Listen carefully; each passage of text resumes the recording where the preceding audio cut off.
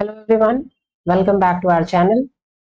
So in this video lecture series, we are discussing an important topic of cell biology, and that is membrane structure. In the previous few lectures, we discussed about different components of a membrane, any membrane. So we discussed about the membrane proteins, membrane lipids, what are the different types of membrane protein, what are the different types of membrane lipids. So in today's video, we will take some questions based on membrane proteins and membrane lipids. So if you haven't watched those videos, you can go back and then come back and solve these questions. Okay. So let's take few questions based on membrane proteins and membrane lipids. So here we have the first question. So this question is basically asked a CSIR. ठीक है, ये आपका एक CSIR में पूछा गया question है.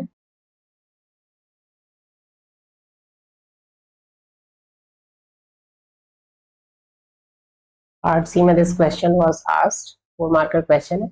Okay, so let us see कि what is this question. So here we have the question. Membrane associated protein. A membrane associated protein is composed of 7 alpha helices with each helix containing 19 hydrophobic residues. ठीक है, तो चीजें आपको ध्यान रखना है इसमें कि this question is talking about a protein. Okay, so this question is talking about a protein.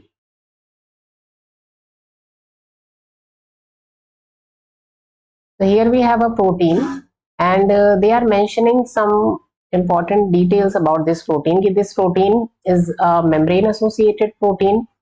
Okay, and it is composed of 7 alpha helices, and these helices containing 19 hydrophobic residues. Okay, while treating the membrane with all kinds of proteases. ठीक है, यहाँ पे membrane को treat किया गया है proteases के साथ. Proteases are basically the enzymes that break down proteins. So a major portion of this protein remains intact. So when this membrane was treated with the proteases, तो इसका एक जो major portion है प्रोटीन का वो intact होता है. ठीक है, उसमें कोई भी डिस्ट्रप्शन नहीं होता. It remains intact. So treatment with high salt L1 and buffer with pH 5.0 failed to dissociate this protein from the membrane. तो इस ट्रीटमेंट के बाद भी this protein could not dissociate. It failed to dissociate from the membrane. So predict the most appropriate nature and orientation of this protein in the membrane. तो आपको बताना है कुछ प्रॉपर्टीज, यहाँ पे कुछ फीचर्स दिए, कैरेक्टरिस्टिक्स आपको दिए गए क्वेश्चन में. आपको बताना है कि प्रोटीन का नेचर क्या है. तो in the previous lecture we discussed कि there are 3 type of membrane proteins. Okay, 3 type of membrane proteins, and we know कि those are integral membrane proteins, then peripheral membrane proteins, and lipid anchored membrane proteins. Lipid anchored membrane proteins. Integral where we have seen single pass and multiple pass membrane proteins. So basically we have these type of membrane proteins. Okay, तो यहाँ पे कुछ properties आपको दी गई हैं, और यहाँ पे ऑप्शन में क्या दिया है आपको? Peripheral glycoprotein. First is peripheral glycoprotein. Second one is integral protein with 7 spanning regions. Third one is peripheral protein with both N and C terminals remain exposed to outer surface of the cell membrane. Fourth is peripheral protein with both N and C terminal remain exposed to cytosolic surface of the cell membrane. So based on these features, जैसे कि first property आपको बताइए कि membrane associated protein है, उसमें 7 alpha helices है. ठीक है, 7 अल्फा हेलिसेस है. ठीक है, और ये जो हेलिक्स है, each helix is containing 19 hydrophobic residue. ठीक है, तो there is a big cue given in this question कि हाइड्रोफोबिक रेसिड्यूज है. व्हाट डज दैट मीन कि कौन से प्रोटीन्स होंगे, कौन से मेम्ब्रेन प्रोटीन्स होंगे ऐसे जिसमें जो अमीनो एसिड्स हैं वो हाइड्रोफोबिक नेचर के होंगे. दैट मीन्स कि that protein must be crossing the hydrophobic bilayer. What does that mean? We have seen the example of it कि this protein that the question is talking about has the 7 transmembrane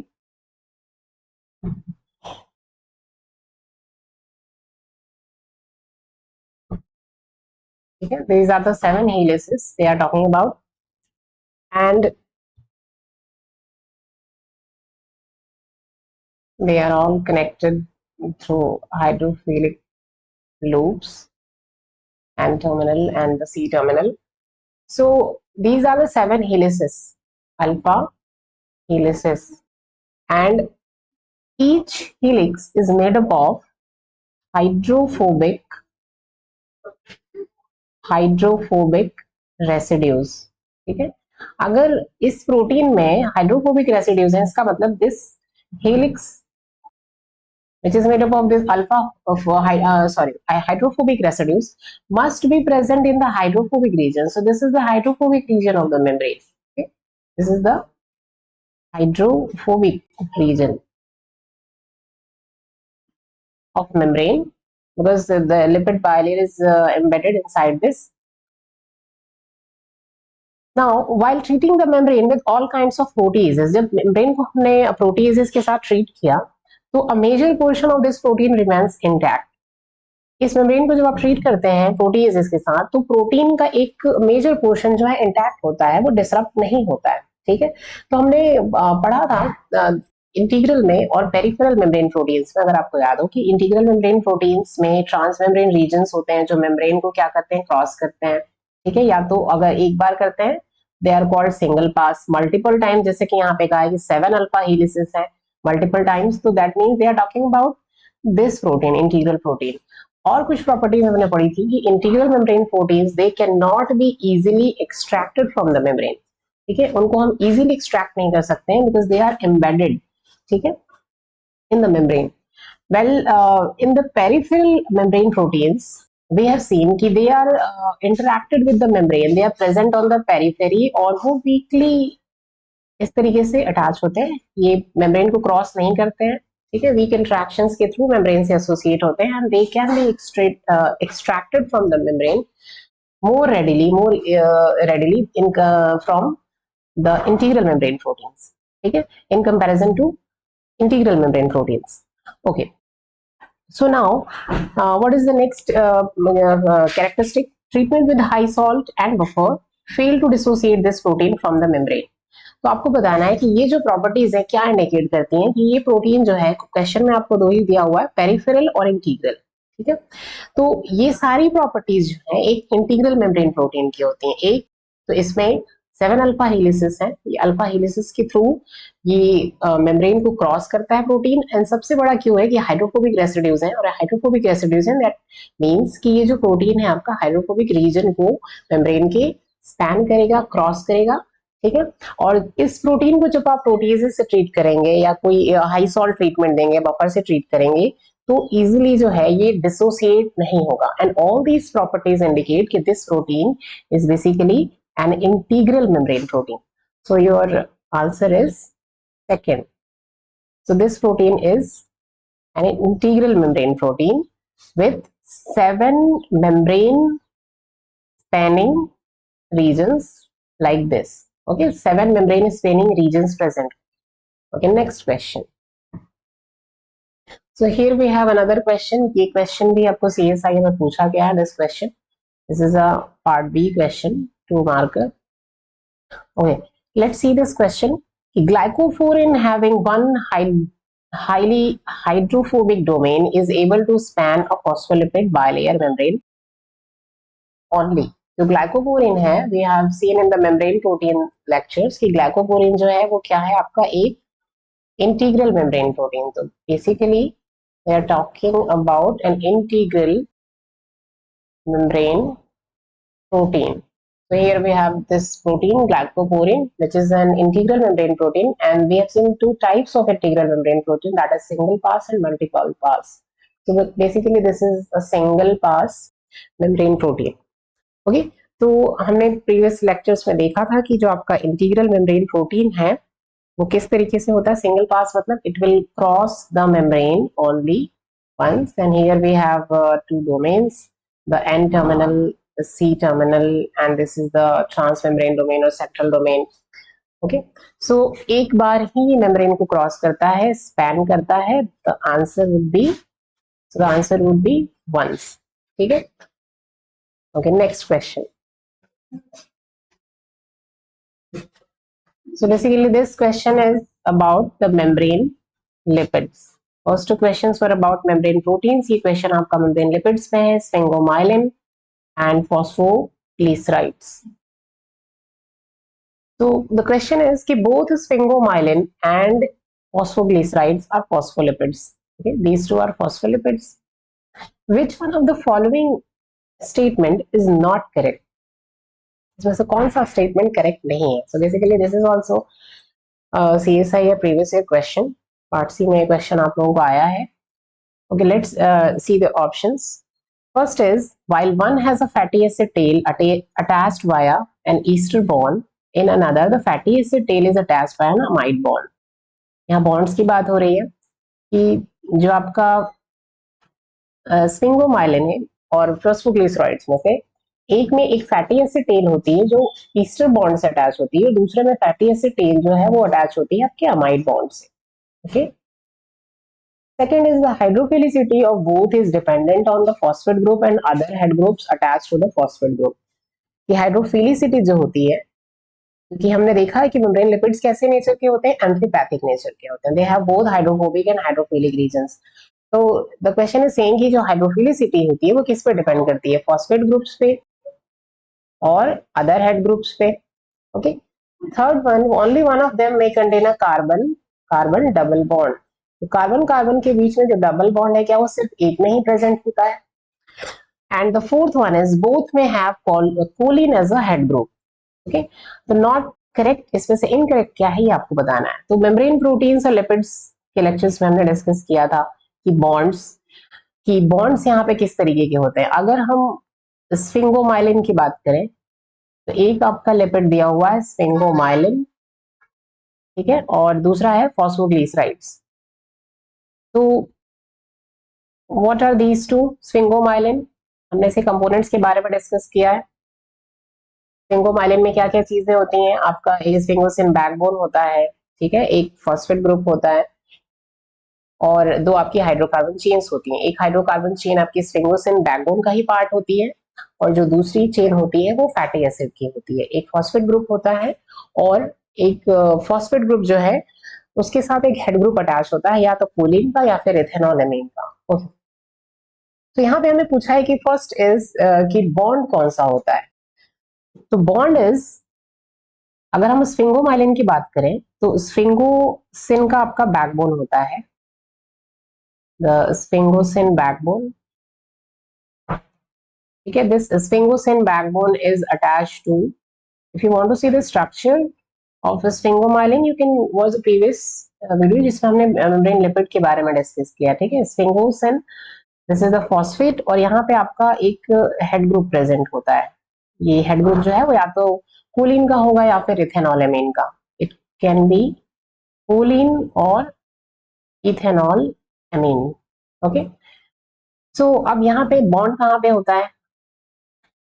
the sphingosine basically यहाँ पे आपका एक amino group होता है, ठीक है, और ये जो अमीनो ग्रुप है आपका ये अटैच होगा किसके साथ, कि फैटी एसिड के साथ. This amino group will be, wait a minute, attach with the fatty acid chain. Okay, so यहाँ पे ये जो बॉन्ड बन रहा है आपका, this bond is basically amide bond. Okay, so here we have this bond, amide bond. तो यहाँ पे क्या बोला है आपसे कि एक फैटी एसिड, एक में फैटी एसिड जो टेल है आपकी वो अटैच होती है ईस्टर बॉन्ड से और दूसरे में फैटी एसिड टेल जो है वो अटैच होती है अमाइड बॉन्ड से. तो स्फिंगोमाइलिन के केस में आपकी जो फैटी एसिड टेल है, this is the fatty acid tail. So this is the fatty acid tail ठीक है, तो ये किससे अटैच होती है, इस बॉन्ड को आप क्या कहते हो, ये स्फिंगोसिन का अमीनो ग्रुप है, अमाइड बॉन्ड। ठीक है, दूसरा जो है आपका ग्लीसरोफॉस्फोलिपिड, तो ग्लीसरोफॉस्फोलिपिड में we also know the structure of glycerophospholipid. Glycerophospholipid में क्या होता है, let me draw this, glycerol होता है आपका, so this is your glycerol, and here we have the fatty acid, here we have another fatty acid chain, and with this carbon your phosphate will be attached, and this will attach with a head group. So basically this is the glycerol, ये आपका glycerol है, wait a minute, here we also have the oxygen.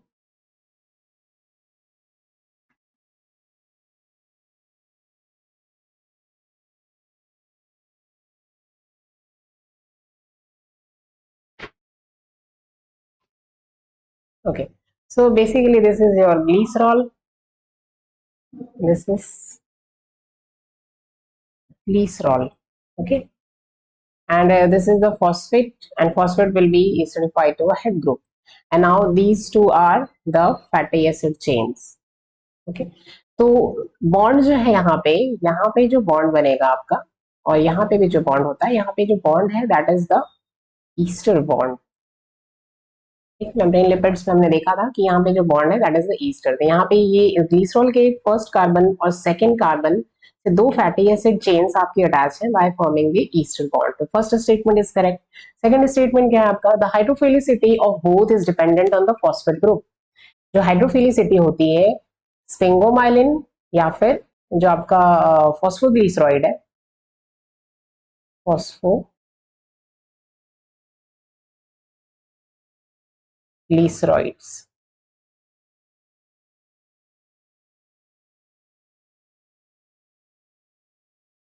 The hydrophilicity of both is dependent on the phosphate group.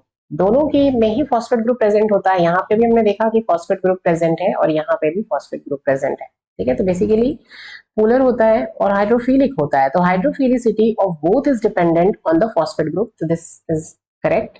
And other head groups, यहाँ पे जो बाकी के दूसरे head groups होते हैं, हेड ग्रुप्स हमने देखा था इथेनॉलमीन, कोलिन, सिरीन, इनोसिटॉल। स्फिंगोमाइलिन के केस में सिर्फ दो ही हेड ग्रुप्स होते हैं, कोलिन या फिर आपका इथेनॉलमीन। So this statement is correct. Hydrophilicity is dependent on phosphate group and other head groups attached to the phosphate group. Okay, third statement. Only one of them may contain a carbon-carbon double bond. ठीक है, इसलिए आपको थोड़ा सा structure basic जो है वो ध्यान में होना चाहिए कि इन दोनों में ही क्या कार्बन कार्बन डबल बॉन्ड्स होते हैं। अब कार्बन कार्बन हमें पता होना चाहिए कि कार्बन कार्बन डबल बॉन्ड्स कहाँ पे होंगे। ओके, तो लेट मी एक्सप्लेन कि where will with the carbon double bonds in the structure of sphingomyelin and glycophospholipids or phosphoglycerides. Okay, so first we can take let's say phosphoglycerides. So here suppose we have the glycerol,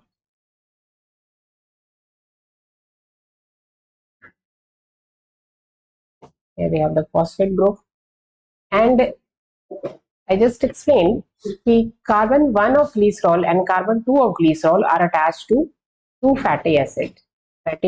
two fatty acid chains. Okay, so basically the fatty acid which are present in a phosphoglyceride, they may not be identical.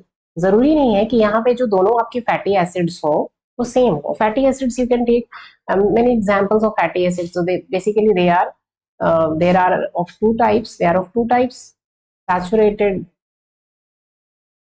and unsaturated. Okay, saturated and unsaturated. So saturated में they are there is no double bond. In unsaturated fatty acid there are double bonds, one or more than one double bonds are present either in cis configuration or trans configuration. Okay, membrane lipids में हमने fatty acids के बारे में भी देखा था कि किस तरीके से बॉन्ड्स प्रेजेंट होते हैं। ओके, सो ये जो फैटी एसिड है, suppose fatty acid 1 and fatty acid 2, ये जरूरी नहीं है कि ये सेम फैटी एसिड, सपोज ये फैटी एसिड हो सकता है आपका, let me take example of fatty acid, for example this is stearate, ठीक है, and this fatty acid could be oleate, ठीक है। Like separate lecture में we will discuss कि what are the fatty acid, what are the different types of fatty acid. So here we have taken two fatty acids, stearate and oleate. These two are different type of fatty acid. कैसे different है? One is a saturated fatty acid which do not contain any double bond, and this is an unsaturated fatty acid. Okay, unsaturated fatty acid.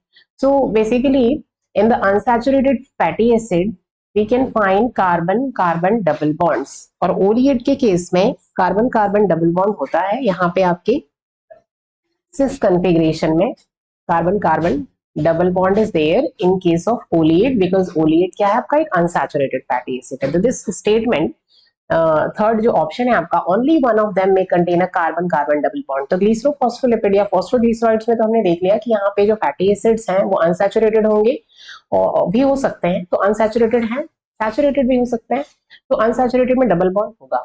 Okay, sphingomyelin के case में देखते हैं हम कि sphingomyelin में क्या कोई डबल बॉन्ड होगा या फिर नहीं होगा।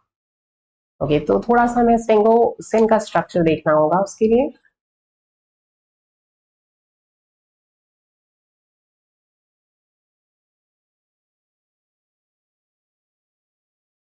Okay, so here we have the sphingosine structure.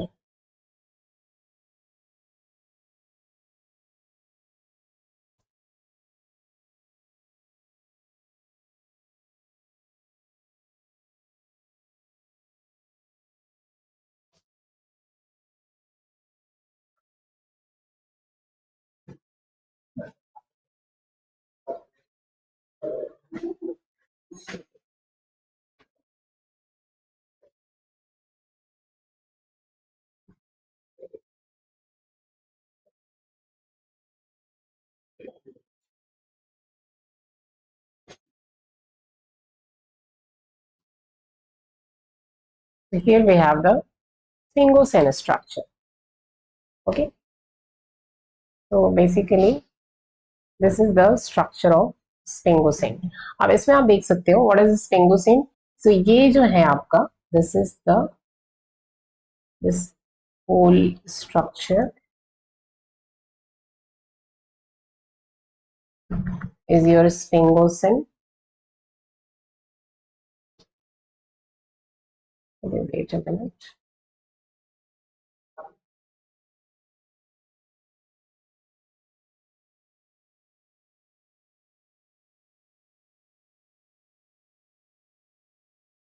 This is not double bond, this is single.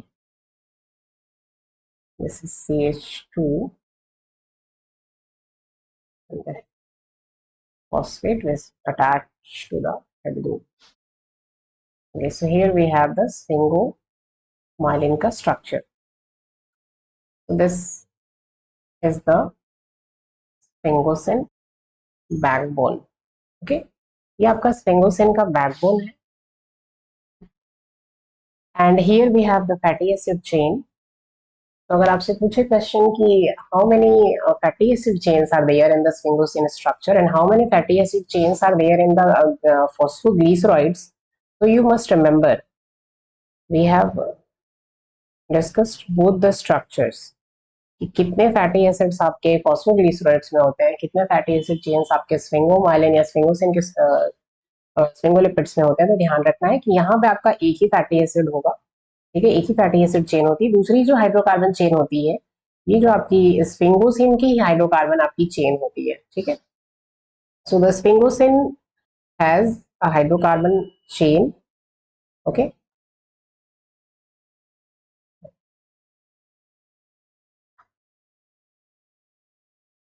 wait a minute.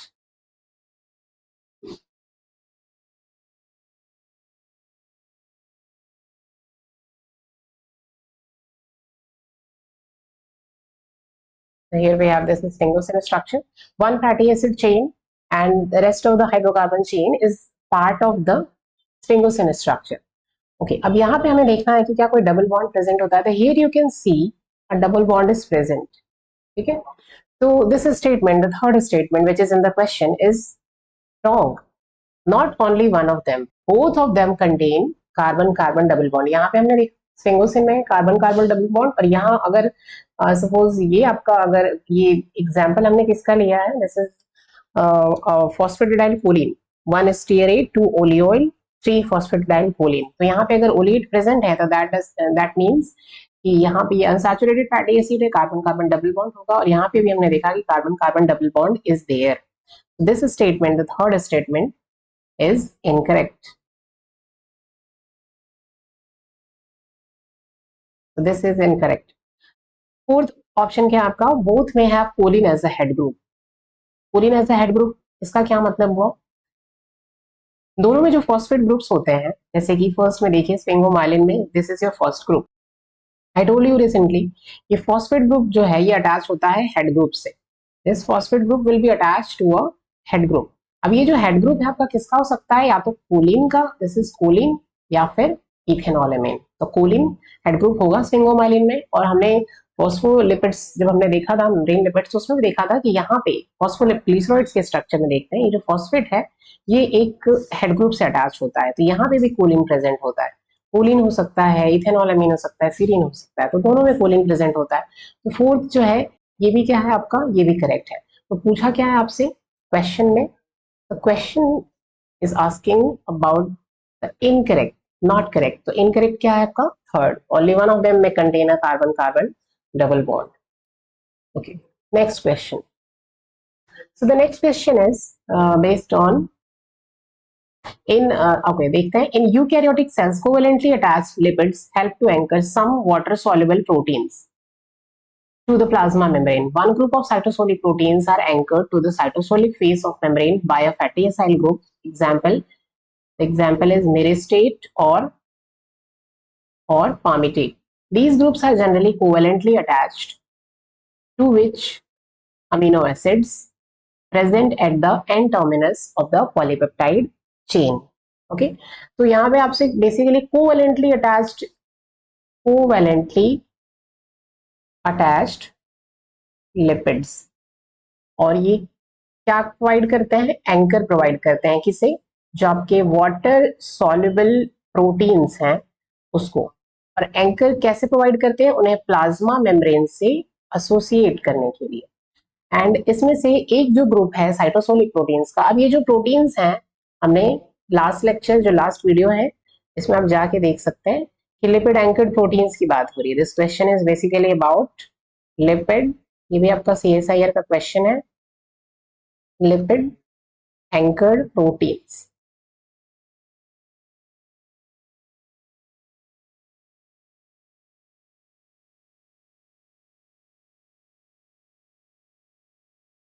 lipid anchored proteins, the question is asking about lipid anchored proteins.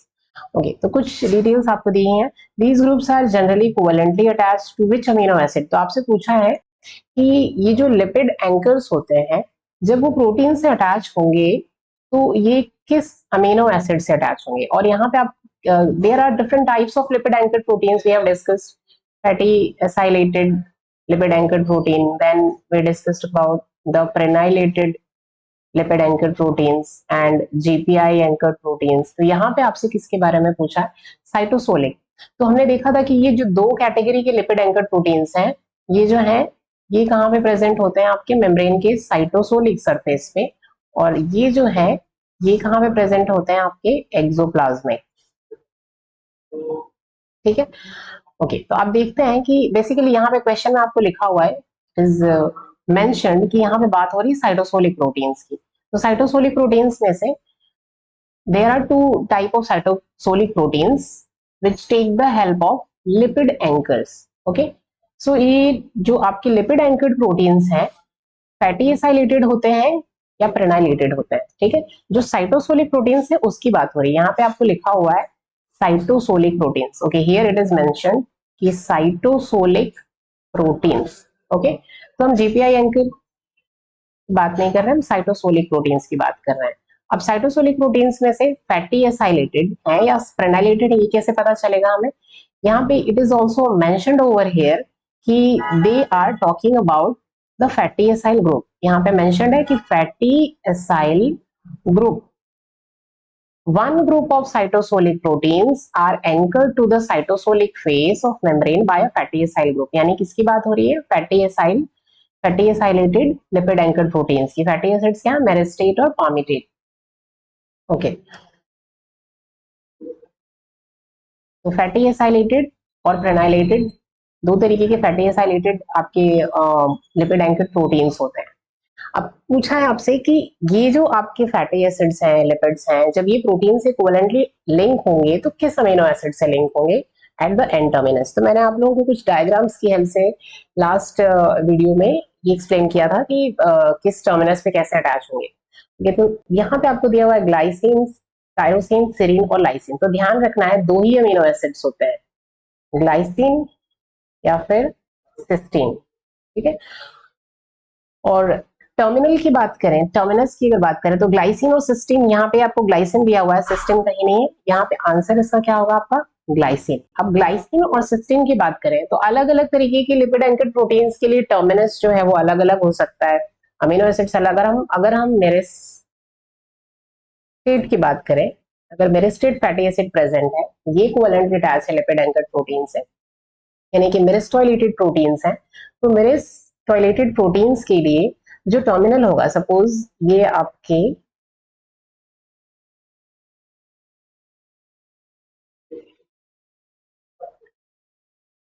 okay, let me little bit draw the structure, a rough diagram. You can watch the lipid anchored proteins का जो lecture है, and all the diagrams you can find over there.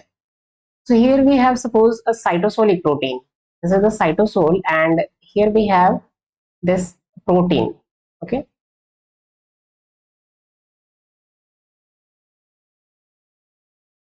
So this is the membrane, and this protein is present over here and covalently attached to the membrane. Okay. So ये जो protein है ये cytosolic protein है, this is the cytosol, this is the membrane, and इस fatty acid के साथ attach है, ये कोवेलेंटली अटैच है। ये फैटी एसिड क्या है आपका? या तो मेरिस्टेट हो सकता है या पामिटेट हो सकता है, ठीक है। अब कौन सा अमीनो एसिड होगा? प्रोटीन का, यानी कि ये जो है होगा ये प्रोटीन का, सपोज अगर एन टर्मिनल है, क्योंकि क्वेश्चन में आपको मेंशन्ड है, तो एन टर्मिनल पे कौन सा प्रोटीन इस फैटी एसिड के साथ अटैच होगा? ग्लाइसिन। जनरली ग्लाइसिन जो है, अगर हम मेरिस्टोइलेटेड प्रोटीन की बात करें तो एन टर्मिनल पे ग्लाइसिन प्रेजेंट होता है और उससे आपका मेरिस्टेट जो है वो अटैच होता है। पामिटेट की अगर हम बात करें, जो पामिटेट है, क्योंकि यहाँ पे क्वेश्चन में दोनों लिखा हुआ है आपको, तो पामिटेट जो है वो सिस्टीन रेसिड्यू से अटैच होता है एन टर्मिनस या फिर सी टर्मिनस पे, और जो प्रेनाइलेटेड प्रोटीन्स होते हैं वो सी टर्मिनल पे सिस्टीन रेसिड्यूज जो है वो अटैचमेंट साइट होती है। तो यहाँ पे cysteine is not given anywhere, glycine, तो glycine is the answer. Okay, next question is, in order for a protein to be an integral membrane protein, it would have to be, अगर किसी protein को एक integral protein आप कहेंगे तो उसमें इनमें से क्या प्रॉपर्टी होनी चाहिए? ठीक है, hydrophilic, hydrophobic, integral membrane protein. Okay, amphipathic with at least one hydrophobic region. Fourth, completely covered with phospholipids, and fifth is exposed on only one surface of the membrane. Hydrophilic you can not से, क्योंकि हमने देखा था कि जो integral membrane proteins हैं वो कैसे होते हैं आपके? एम्फीपैथिक, ठीक है। एम्फीपैथिक क्यों? अभी हमने देखा integral membrane protein, for example ये ग्लाइकोपोरिन है आपका, this is an integral membrane protein. तो यहाँ पे ये जो पार्ट है आपका और ये पार्ट हाइड्रोफिलिक है, but this part is hydrophobic. तो सिर्फ हाइड्रोफिलिक नहीं हो सकता है, सिर्फ हाइड्रोफोबिक भी नहीं हो सकता है, ठीक है। तो ये भी नहीं हो सकता है आपका, this can not be the answer. Next is amphipathic with at least one hydrophobic region, एक हाइड्रोफोबिक रीजन प्रेजेंट होगा। क्यों? क्योंकि ये हाइड्रोफोबिक रीजन जो है वो मेम्ब्रेन को क्या करेगा? ट्रैवर्स करेगा, स्पैन करेगा, क्रॉस करेगा, ठीक है। So this can be correct. Next क्या है आपका? Completely covered with phospholipids. Completely covered नहीं होगा फॉस्फोलिपिड से, this one is wrong. Next, exposed on only one surface of the membrane. नहीं, हमने अभी देखा कि ये जो आपका फॉस्फोलिपिड है, सॉरी जो ये जो प्रोटीन है integral membrane protein, this one, ये दोनों सरफेस पे होता है. ये आपका एक्स्ट्रा सेलुलर सरफेस पे भी है, यहाँ पे साइटोसोलिक सरफेस पे भी है. बेसिकली ये आपका सी डोमेन होता है, ये एन टर्मिनल डोमेन होता है, और ये मेम्ब्रेन स्पेनिंग डोमेन होता है. ठीक है, तो this one, the fifth one, this is also incorrect. The correct one is amphipathic with at least one hydrophobic region. The next one is, which of the following is true of integral membrane proteins? Integral membrane proteins के ऊपर ये next question है आपका. ठीक है, तो first statement क्या है? They lack tertiary structure. Second is they are loosely bound to the surface of the bilayer. Third is they are usually transmembrane proteins. Fourth is they are not mobile within the bilayer, and fifth is they serve only a structural role. So this statement is correct. They are usually transmembrane protein. ठीक है, ये सारे जो statements है wrong है. They have the tertiary structure. Loosely bound कौन से होते हैं आपके?